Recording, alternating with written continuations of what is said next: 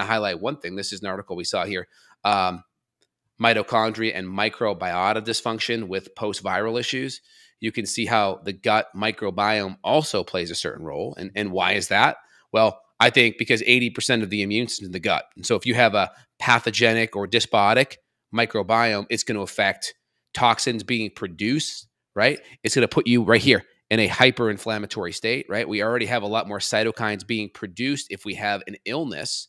And so we have to be able to calm down our immune system's inflammation to what's happening from an immune stress standpoint. And so the microbiome plays a big role. Iron dysregulation, reactive oxygen species, right? And so vitamin C plays a major role here.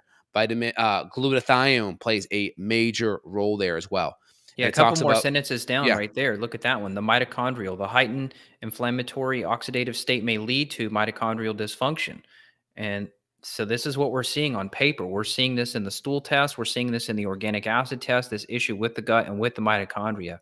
yeah, it talks about platelet damage too, which is important because what do platelets do? Those are your clotting factors.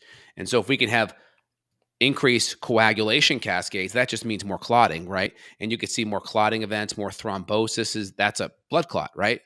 And so you can see furthermore, mitochondrial oxidative stress may contribute to microbiota dysbiosis, altering coagulation and fueling inflammatory oxidative response, leading to vicious cycles of events. So this is really important. And so things that we can do to be on top of the fatigue is going to be the same things that we can do to help mitigate a lot of the inflammation. That's going to be keeping our blood sugar in check, adding in some of these additional B vitamins, adding in anti-inflammatory anticoagulants. What do those look like? That could be ginger. That could be curcumin, which have anti-inflammatory and anticoagulation effects. That could be adding some extra cod liver oil that has more vitamin A in it, which is a really powerful antioxidant, but it also has natural blood thinning aspects because of the extra omega-3s in there. So there's different things that we can do to really help reduce a lot of that inflammation. Any comments on that, Evan?